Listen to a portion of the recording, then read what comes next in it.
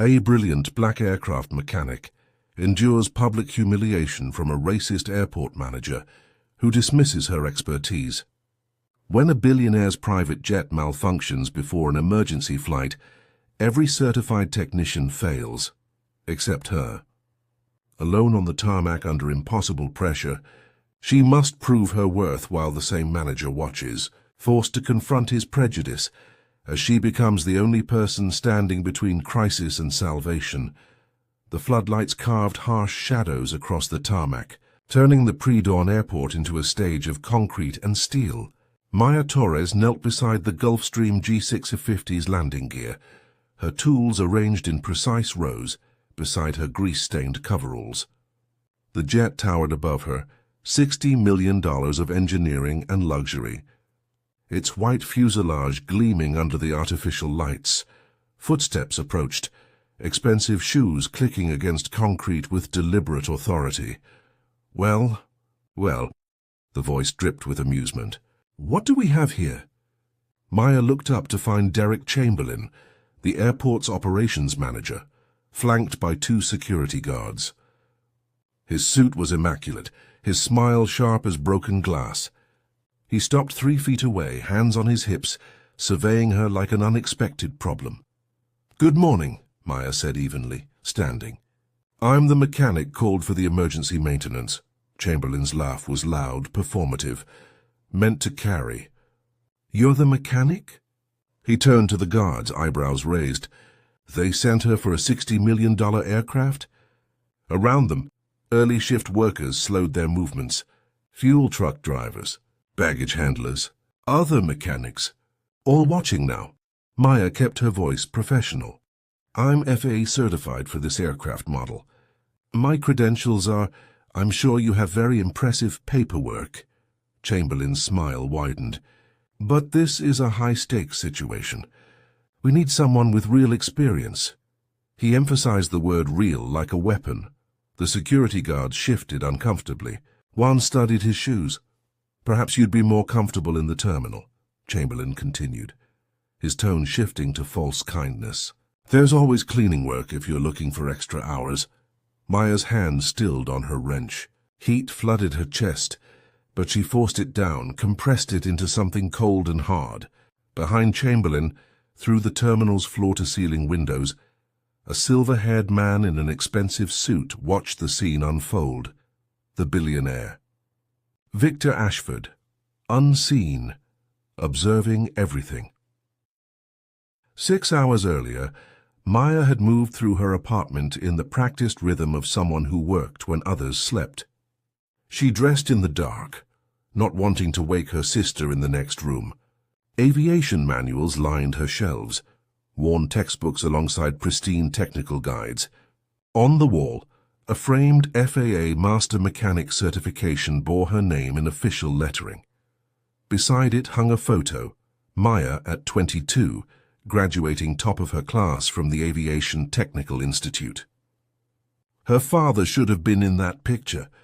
Instead, there was only absence. She made coffee in the kitchen where her father's toolbox sat on the counter.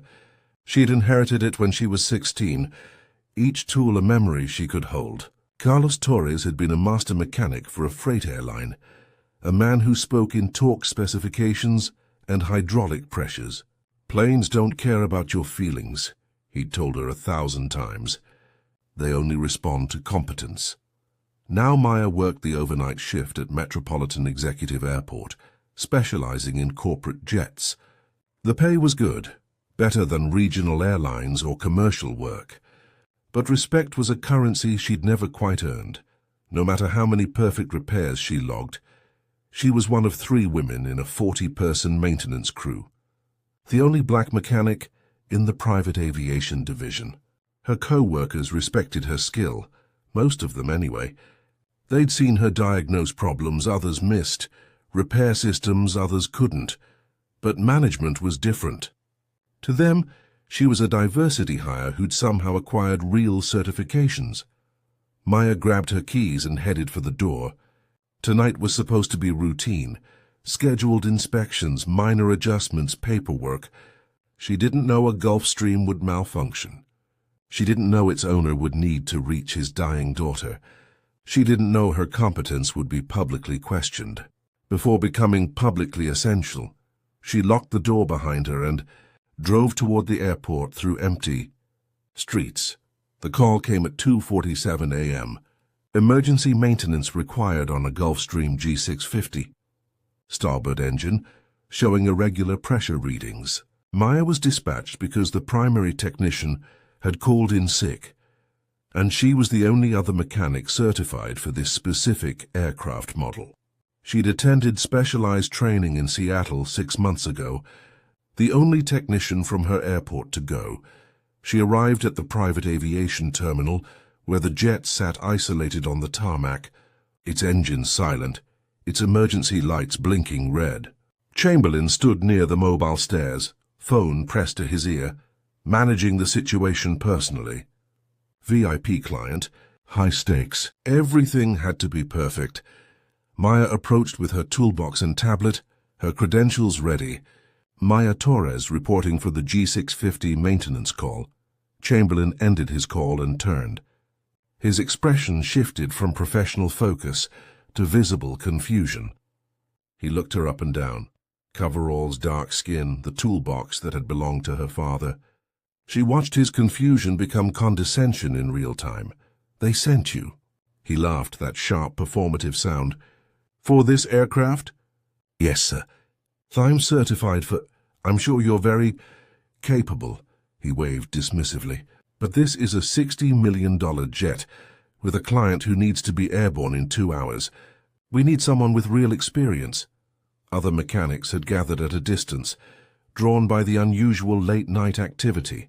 Some looked uncomfortable at Chamberlain's tone. Others smirked, enjoying the show. Maya felt every eye on her, felt the familiar weight of having to prove herself before she'd even touched a tool. My certifications are current, she said calmly. I can show you my... What I need, Chamberlain interrupted, is someone qualified. He was already scrolling through his phone, calling for another technician. Any other technician? The terminal doors opened. A man emerged, tall, silver-haired, wearing a suit that cost more than Maya's annual salary. Victor Ashford, the billionaire whose jet sat broken on the tarmac. His face was drawn, his phone still clutched in his hand. Is there a problem? His voice cut through the tension like a blade. Chamberlain's expression smoothed instantly. No problem, Mr. Ashford. Just making sure we have the right person for the job.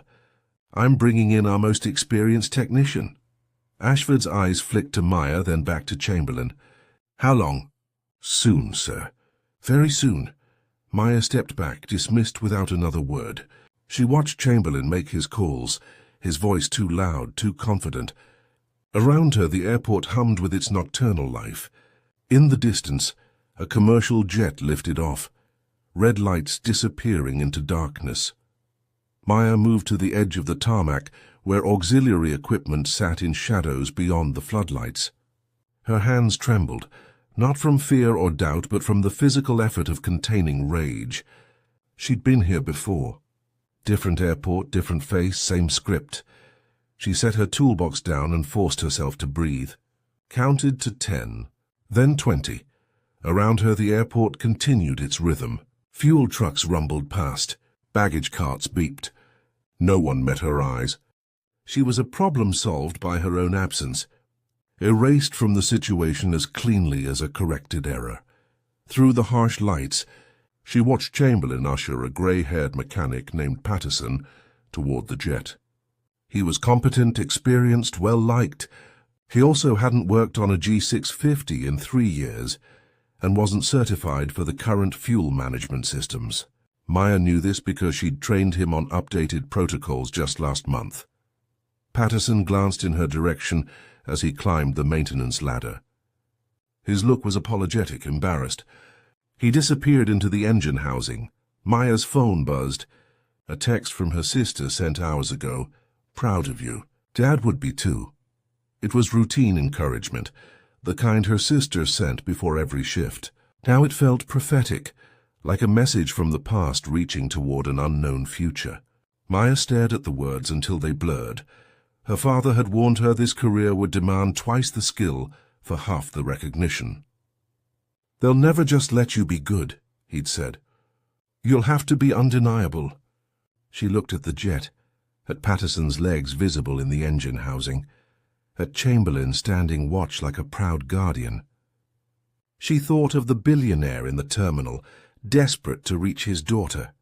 She thought of competence ignored, expertise dismissed, years of training reduced to nothing by a man's assumptions. Maya closed her eyes and waited. Carlos Torres had been a master mechanic for trans-global freight, a man whose hands could read aircraft systems like Braille. Maya had grown up in hangars, learning to identify engine sounds before she understood algebra. Her childhood smelled like hydraulic fluid and hot metal. He'd been meticulous, patient, and demanding in equal measure. When she was 12, he'd shown her how to properly torque a bolt, making her practice 50 times until the motion became muscle memory. "Planes don't forgive shortcuts," he'd told her. "They only respond to precision and competence." When Maya was 16, her father died in a maintenance accident. Not his fault. The investigation later proved that. A supervisor had overridden safety protocols to meet a deadline, approving repairs that needed more time. Carlos had noticed the problem mid-flight check, had climbed into a cargo bay to address it personally. The improperly secured panel gave way. He fell 20 feet onto concrete. The supervisor received a written warning.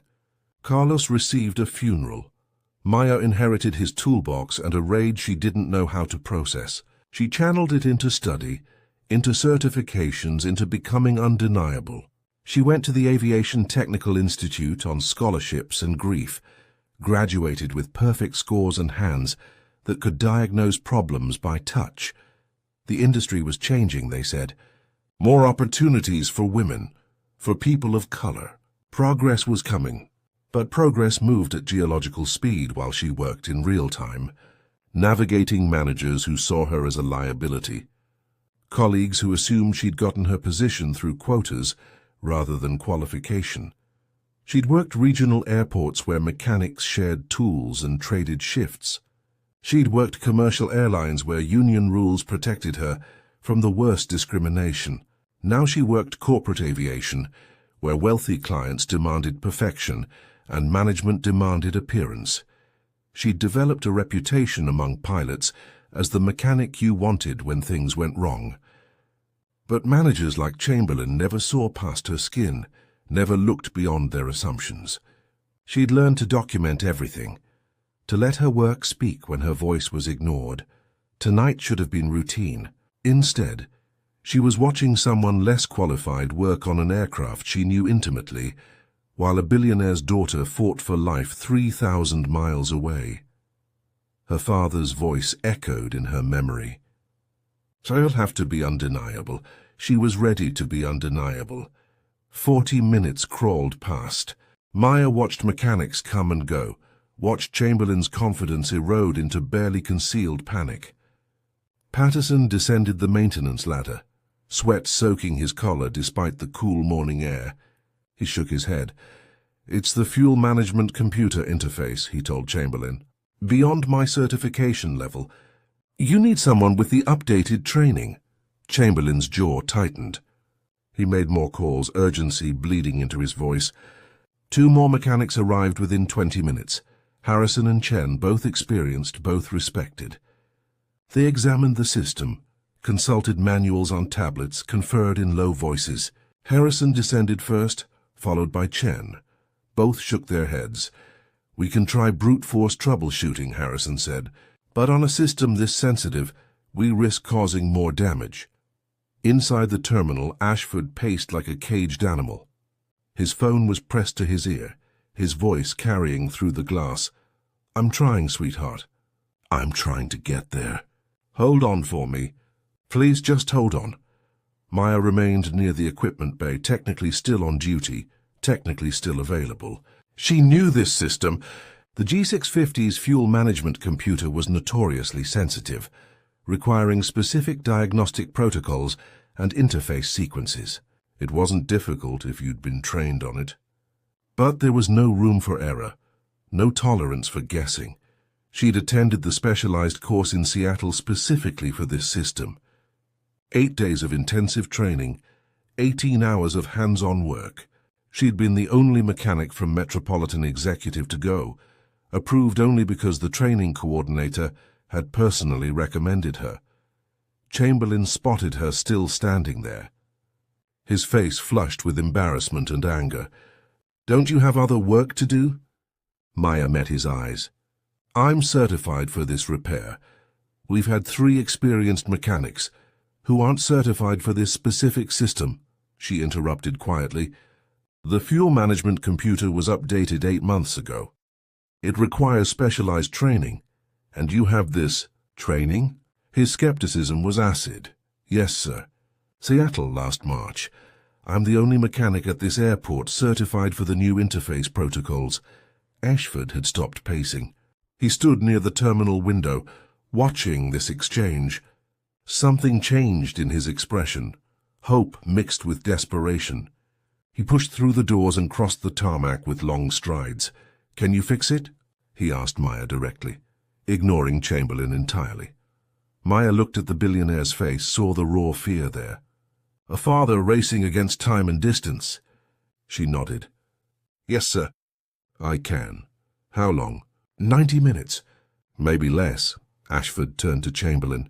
His voice was steel wrapped in silk. "Let her work." Chamberlain's mouth opened, closed.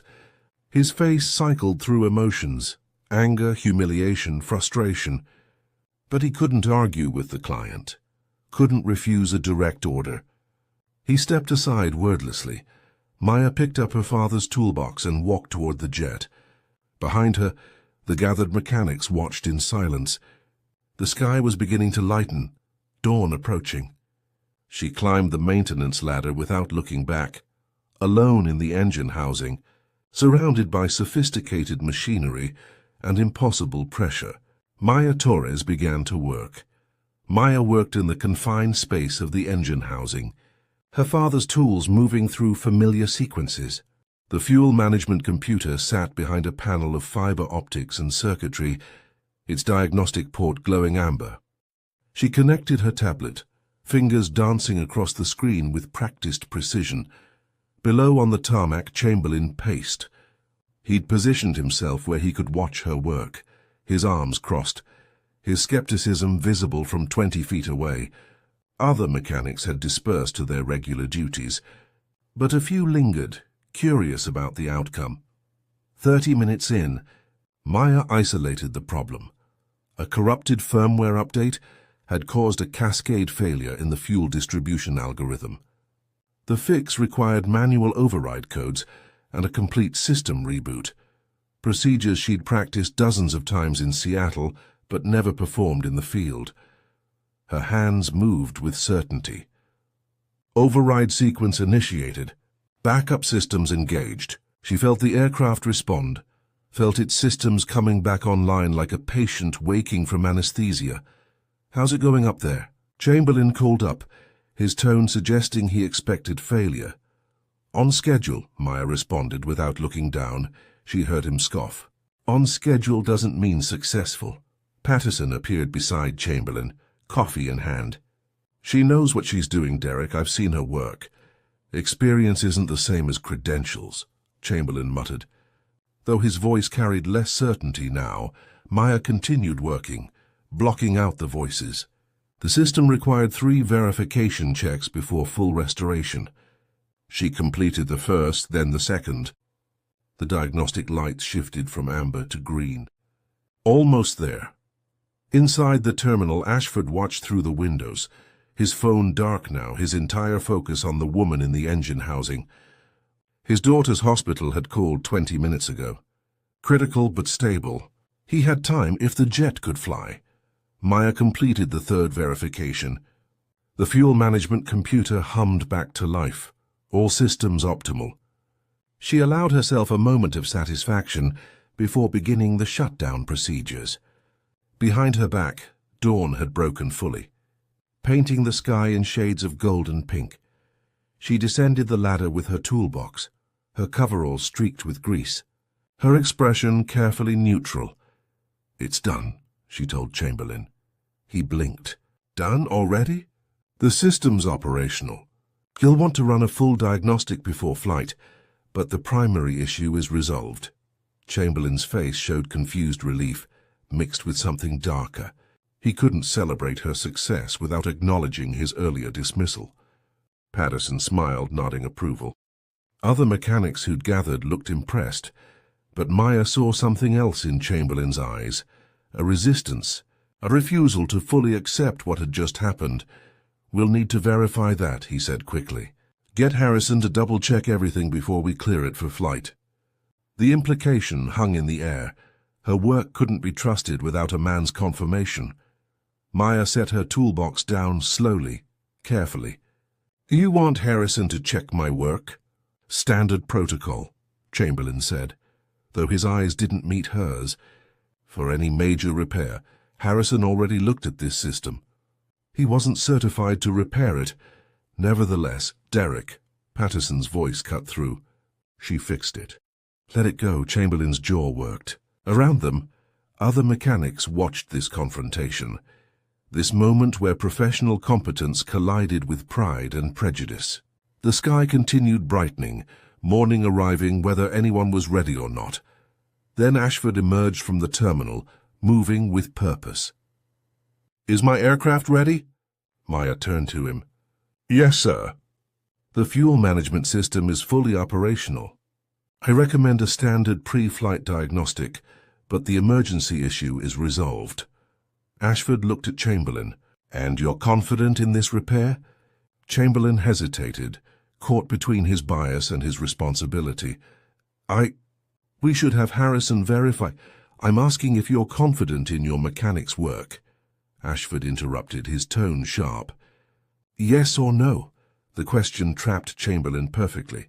Say no, and admit he'd allowed an incompetent mechanic to work on a $60 million aircraft. Say yes and validate the woman he'd dismissed an hour ago. Before he could answer, Maya's phone rang. She glanced at the screen, the hospital where her sister worked. Strange. Her sister's shift had ended hours ago. "Excuse me," Maya said, stepping away to answer. "Hello?" Her sister's voice came through, tight with emotion. "Maya, I'm so sorry. I know you're working, but I thought you'd want to know. Mom just called. They found something on her mammogram. They're saying..." The words blurred. Maya's mother, cancer, more tests needed. Her sister was crying now, apologizing for interrupting, for calling during work, for existing in this moment of crisis. Maya's hand tightened on the phone. Her mother. The woman who'd held her through her father's death, who'd worked 2 jobs to keep Maya in technical school, who'd never asked for anything. "I have to go," Maya heard herself say. "I'll call you back." She ended the call, turned back to find everyone staring. Ashford, Chamberlain, Patterson, the gathered mechanics, all waiting for her to confirm the aircraft's readiness, to finish this professional crisis while her personal world fractured. "Ms. Torres?" Ashford prompted gently. "Is everything all right?" Maya looked at the billionaire whose daughter lay in a hospital bed, at the jet that could carry him across the country to her side, at Chamberlain, who still couldn't admit she'd saved the situation. Her voice came out steady, professional, empty. "The aircraft is ready for flight, Mr. Ashford. You should reach your daughter in time."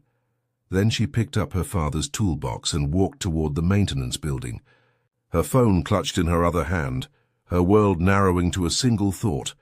Her mother needed her, and she was standing on a tarmac, being questioned by a man who'd never see her as anything but inadequate. Behind her, Ashford called out, "Wait!" But Maya didn't stop. Couldn't stop. The dawn light followed her across the concrete, and somewhere above, a jet prepared to carry a father to his daughter, while Maya walked alone toward an uncertain darkness. The maintenance building's bathroom was empty, fluorescent lights humming overhead. Maya set her toolbox on the floor and braced her hands against the sink. Her reflection stared back, grease on her cheek, exhaustion in her eyes, her father's daughter trying to hold together. She called her sister back. Got the details. Stage 2, possibly 3. Aggressive treatment protocol. Surgery scheduled for next week.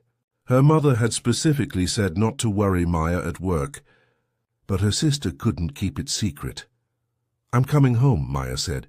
"Your shift doesn't end until 6. I'm coming home now." She ended the call, stared at her reflection. Her father was gone. Now her mother faced a battle that statistics said she might lose. And Maya had just spent an hour proving her worth to a man who would never see it, fixing a jet for a billionaire who could buy hospitals, while her mother faced cancer on a nurse's insurance. The unfairness of it all crashed over her. She'd done everything right. Perfect grades, perfect certifications, perfect repairs. She'd been undeniable. And it hadn't mattered. Chamberlain still wanted her work verified by a man. The system still saw her as less than. She thought of her father's words. Planes don't care about your feelings, but she wasn't a plane. She was a woman who'd just learned her mother was sick, standing in a bathroom that smelled like industrial cleaner, wondering why competence was never enough. A knock on the door. "Maya?" Patterson's voice. "You okay?" She wiped her eyes, straightened. "I'm fine. Ashford's asking for you. Tell him the jet's ready. Tell Chamberlain to verify it himself if he wants." Silence outside the door. Then, "He's not asking about the jet, Maya. He's asking about you." Maya emerged from the bathroom to find the maintenance building's break room occupied by an unexpected gathering. Ashford stood near the coffee maker, still in his expensive suit, his silver hair catching the overhead lights. Patterson sat at the plastic table, and Chamberlain stood awkwardly by the door, looking like he'd rather be anywhere else. "Ms. Torres," Ashford said, "thank you for agreeing to speak with me." "I didn't agree to anything," Maya said. "I'm going home." "Family emergency, I know." "I heard." Ashford's expression was gentle. "Your sister called the terminal looking for you. They patched her through to me." Maya's stomach tightened. Her family crisis, now public knowledge. "The jet's ready, Mr. Ashford. You should go. I will. But first I need to understand what happened here tonight." He looked at Chamberlain. "Mr. Chamberlain has been explaining your credentials to me. Your training, your certifications. Why you were the only mechanic qualified to perform that repair." Chamberlain's face was red. He stared at the floor. "He's also been explaining," Ashford continued, his voice taking on an edge, "why he initially dismissed you and called in 3 other mechanics who weren't qualified."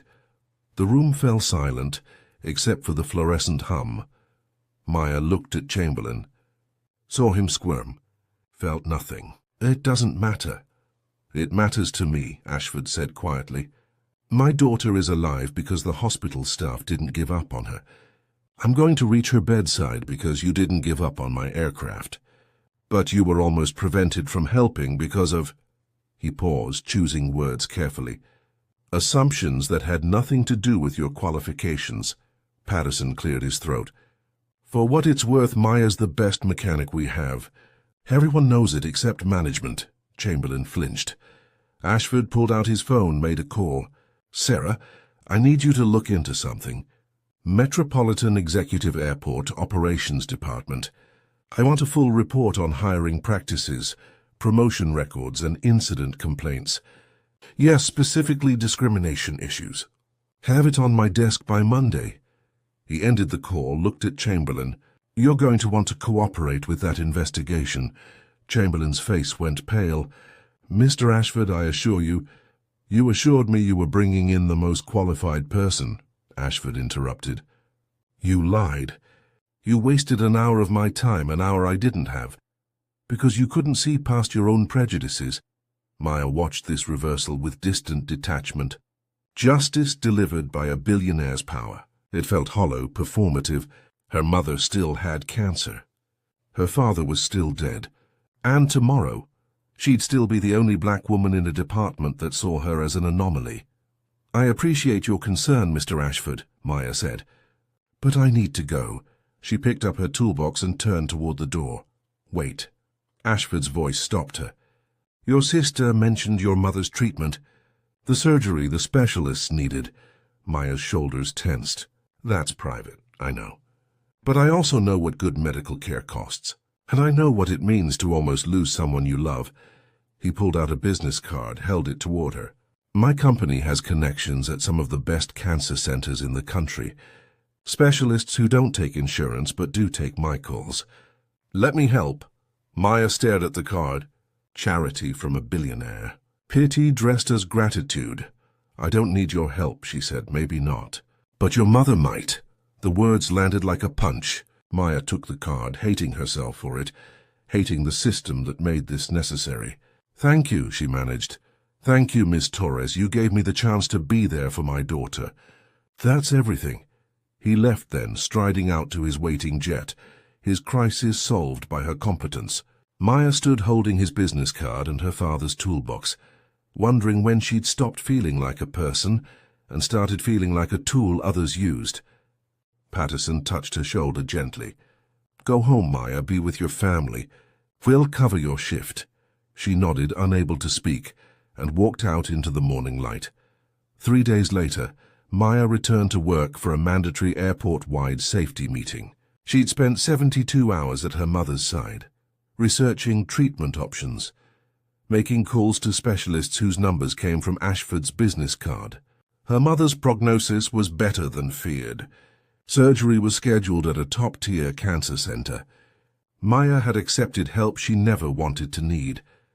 The meeting was held in the main conference room, all maintenance staff required to attend. Maya slipped into a back row seat, exhausted, wanting only to hear the safety updates and leave. Chamberlain stood at the front beside the airport's director, Marcus Walsh, a no-nonsense administrator Maya had rarely interacted with. Before we begin, Walsh said, his voice carrying authority, we need to address an incident that occurred last week. Maya's stomach dropped. Walsh pulled up a presentation on the screen. It showed the G650 maintenance call, timeline documented in brutal detail. Every call Chamberlain made, every mechanic who responded, every minute wasted. At 2:47 a.m., an emergency call came in for a critical aircraft malfunction, Walsh continued.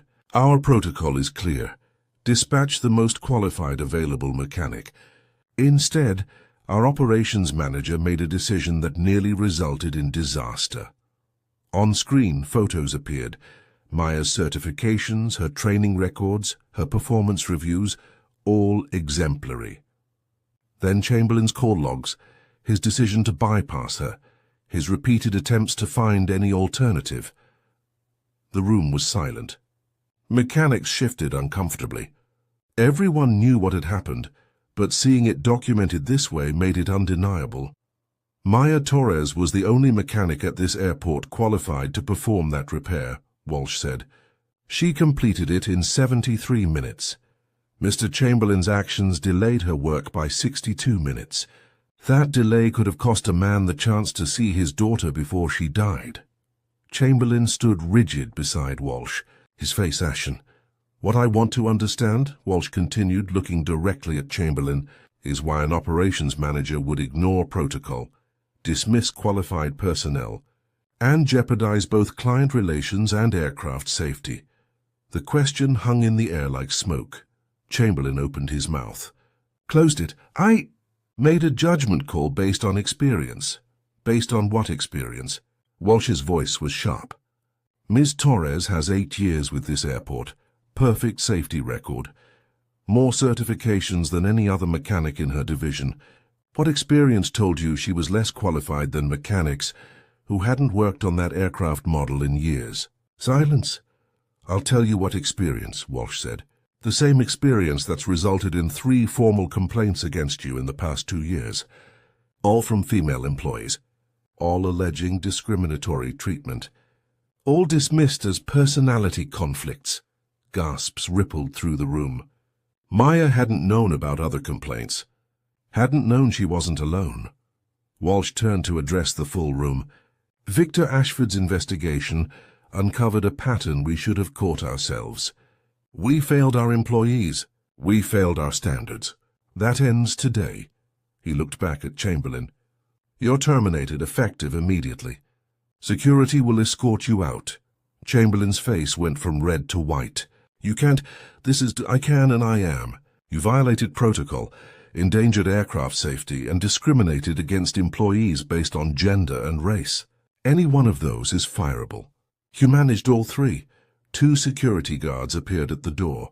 Chamberlain looked around the room, seeking allies, finding only uncomfortable silence. His eyes landed on Maya for a brief moment. Anger, humiliation, refusal to understand even now. Then he was gone, escorted out like a criminal, his authority stripped in the same room where he'd exercised it for years. Walsh addressed the room again. "We're implementing new protocols, mandatory bias training, anonymous reporting systems, and most importantly, zero tolerance for discrimination. Anyone who has experienced or witnessed discriminatory behavior is encouraged to come forward." He looked directly at Maya. "Ms. Torres, would you join me at the front, please?" Maya's heart hammered. She stood on shaking legs and walked to the front of the room, every eye following her. Walsh shook her hand publicly. "On behalf of Metropolitan Executive Airport, I apologize for the treatment you received. Your professionalism and skill saved a client relationship and possibly a life. You deserve better than what we've given you." He handed her an envelope. "Effective immediately. You're promoted to Senior Maintenance Specialist with a 20% salary increase. You'll also be leading our advanced training program." The room erupted in applause. Patterson stood clapping hard. Others joined. Maya stood frozen, the envelope in her hands, unable to process this reversal. Justice, finally. Recognition, finally. But it had taken a billionaire's intervention and a public humiliation to make it happen. She thought of every time she'd been dismissed, every assumption she'd faced, every moment of having to be twice as good, and she thought of her father, who'd never lived to see this moment, and her mother, who was fighting to live long enough to see more. "Thank you," Maya managed, her voice thick. The applause continued. In that room, for that moment, she was finally undeniable. 2 weeks later, Maya walked across the tarmac in her new senior specialist uniform. The royal blue coveralls bore her name and certification badges. Her father's toolbox remained unchanged. Some things were too sacred to upgrade. The G650 was back, Ashford having returned from his family emergency. His daughter had survived, was recovering well. He'd specifically requested Maya for a routine maintenance check, a gesture that felt both genuine and performative. She found him near the jet, looking more relaxed than their first meeting. "Miss Torres, good to see you. Mr. Ashford, how's your daughter?" Stronger than I imagined possible." He smiled. "Your mother?" "Surgery went well. She's starting treatment next week." "At the cancer center we discussed?" "Yes, I wanted to thank you for that. The specialists there were happy to help," Ashford interrupted gently. "You gave me something priceless, Ms. Torres. Let me do the same for you." Maya nodded, accepting the gratitude without diminishing her own worth. She'd learned that accepting help wasn't weakness. It was wisdom. "I also wanted to tell you," Ashford continued, "that I'm establishing a scholarship fund for women and minorities pursuing aviation careers. I'm naming it after your father, Carlos Torres. With your permission," Maya's throat tightened, her father's name living on. "His legacy honored. He'd be proud." "Thank you. He'd be proud of you," Ashford corrected. "I've seen your record, Ms. Torres. You're exceptional." After Ashford left, Maya climbed into the jet's engine housing to perform the inspection. The familiar space welcomed her. Here, surrounded by machinery that responded only to competence, she felt most herself. She thought of the scared girl who'd inherited a toolbox and a rage, the determined woman who'd fought for every certification, the daughter who'd learned that being undeniable sometimes meant accepting help. Patterson appeared at the base of the ladder. "Need assistance, boss?" Maya smiled at the new title. "I'm good. But thanks for asking." She returned to work, her hands moving through sequences her father had taught her, carrying forward a legacy that had finally been recognized. Sometimes justice arrives on the wings of coincidence, a billionaire's crisis intersecting with a qualified mechanic's dismissal. But justice shouldn't require coincidence. It shouldn't demand that you be twice as good to get half the respect. It shouldn't wait until someone powerful witnesses the injustice. Maya learned that competence isn't always enough, in a world that judges by appearance before ability. But she also learned that competence, when finally recognized, becomes undeniable. That the tools passed down through generations carry not just function but legacy. That accepting help doesn't diminish your strength, it multiplies it. Her father had been right. Planes don't care about your feelings. They only respond to competence. But people should care. Systems should care. Airports and managers and colleagues should see skill before skin, qualifications before assumptions. The real victory wasn't Chamberlain's termination or Maya's promotion. It was the 3 other women who came forward after the meeting, who filed their own reports, who found courage in her courage. It was the scholarship bearing her father's name. It was her mother's treatment, her daughter's future, the chain of justice extending forward. On the tarmac at dawn, where floodlights carve shadows and jets wait like sleeping giants, a black woman in royal blue coveralls carries a toolbox that belonged to her father. Inside are instruments of precision, competence made tangible. She is her father's daughter. She is undeniable. And above her the jets she maintains carry people toward the ones they love, kept safe by hands that were nearly dismissed, by skill that was almost ignored, by a woman who refused to be anything less than exceptional in a world that expected her to be invisible. The sun rises. The work continues. And somewhere Carlos Torres smiles.